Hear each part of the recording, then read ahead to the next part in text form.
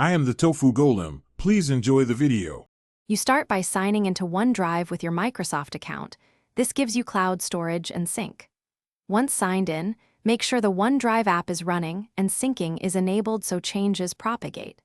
Choose whether the folder should be online only or synced locally for offline work. This affects disk space and speed. Also confirm you have sufficient storage space and a stable internet connection. Now open the OneDrive folder in File Explorer or Finder and get ready to create your new folder. Now create the folder inside your OneDrive root or a chosen subdirectory. Right-click New Folder or click New on the OneDrive web. Name it descriptively so collaborators understand its purpose. Next, populate the folder by dragging files, using copy/move, or uploading from the web interface. Once items are in place, configure sharing, choose link type, grant edit or view rights, and restrict to specific people if necessary. Make sure sync status shows completed. Conflicts must be resolved before sharing. Finish by verifying the folder syncs across your devices.